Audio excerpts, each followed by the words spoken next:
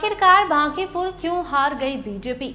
हो गया बड़ा खुलासा। आपको बताएंगे कि ऐसा क्या भाजपा ने नहीं किया जिसकी वजह से बीजेपी की पूरी प्लानिंग यहाँ पर फेल हो गई। प्लानिंग में कहाँ मिस्टेक हुई और जेनजी को हल्के में लेना कितना भारी पड़ गया, बताएंगे पूरी खबर। अब नमस्कार, स्टार टीवी बिहार देख रहे हैं आप और मैं आपके साथ वंदना।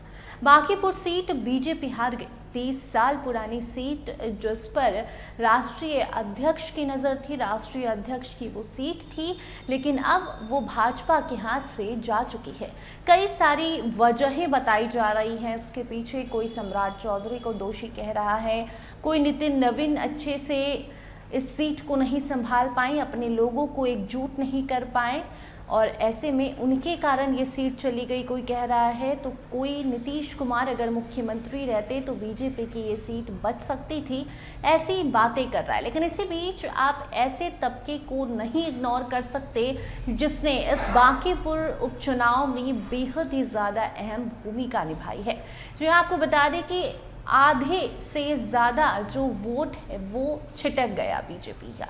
इसके पीछे वजह क्या रही? क्या सम्राट चौधरी का काम पसंद नहीं आया? क्या नीतीश कुमार का ना रहना बीजेपी को ये परिणाम देखने को मजबूर कर गया? तो ऐसा कतई नहीं है। सबसे बड़ी वजह यह है कि जेनजी को बीजेपी ने इग्नोर किया। जी हाँ, बीजेपी ने भले अपनी पूरी टीम बांकीपुर उपचुनाव में उतार रखी थी। बीजेपी ने कई बड़े बड़े स्टार प्रचारकों को बांकीपुर में लाकर खड़ा कर दिया नीरज सिन्हा के लिए, लेकिन भाजपा ये भूल गई कि अब जेनजी का ज़माना है और विधानसभा में भी जिस जेनजी पर फोकस किया गया था उस जेनजी को बांकीपुर जैसे सीट के लिए इग्नोर कर दिया गया। अगर बांकीपुर में जेनजी की संख्या की अगर हम बात कर दें तो 53,000 से ज़्यादा ये संख्या है।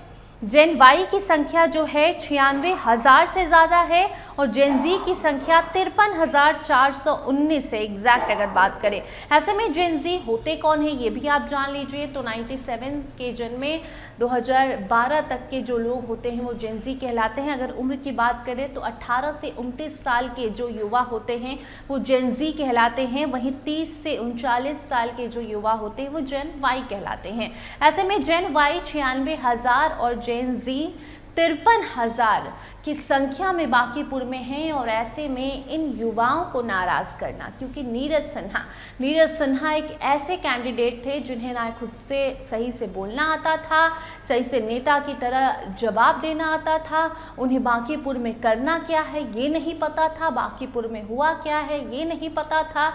कब उन्होंने 12वीं की, कब 10वीं की, कब भाजपा ज्वाइन किया, बीजेपी में वो क्यों है, ये सारी बातें वो खुलकर नहीं कह पाते थे। और अगर जेन जी की बात करें तो जेन जी एक ऐसा वर्ग है, ऐसा जनरेशन है जो खुलकर अपनी बात रखता है, जो मन में होता है वो जुबान पर बात होती है। ऐसे में उस जेन जी के सामने अगर ऐसा लटपटा बोलने वाला आदमी जो ढंग से बोल भी नहीं सकता, उसने आज तक जीवन में क्या किया है उसे ढंग से एक्सप्लेन भी नहीं कर सकता, अगर ऐसा कोई व्यक्ति सामने लाकर खड़ा कर दिया जाता है तो क्या जेन जी उन्हें एक्सेप्ट करेगी? बिल्कुल भी नहीं। और साथ साथ में छात्रों का प्रदर्शन मामला था ही, नीट पेपर लीक मामला था ही, तो इन सब मामलों ने भी असर डाला और बांकीपुर में कैंडिडेट जो बीजेपी उतारे उसे युवाओं के नज़रिए से देखते हुए नहीं उतारा गया। और यही सबसे बड़ा कारण है कि जेन जी को नज़रअंदाज करना बीजेपी को महंगा पड़ गया। बांकीपुर सीट हाथ से चली गई और पीछे अब इसके आप कितने भी राजनीतिक कारण निकाल ले, लेकिन ये आप नंबर इग्नोर नहीं कर सकते।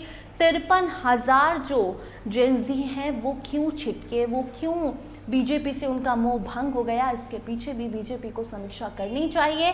कैंडिडेट गलत क्यों उतारा गया, क्यों युवाओं की पसंद से, युवाओं के लिए जो युवाओं का चेहरा बन सके, उनकी आवाज़ बन सके, ऐसा कैंडिडेट नहीं उतार कर नीरज सिन्हा जैसे कैंडिडेट को मैदान में उतारना, ये सबसे बड़ी गलती बीजेपी की रही और इसी का खामियाजा कल बीजेपी को भुगतना पड़ गया।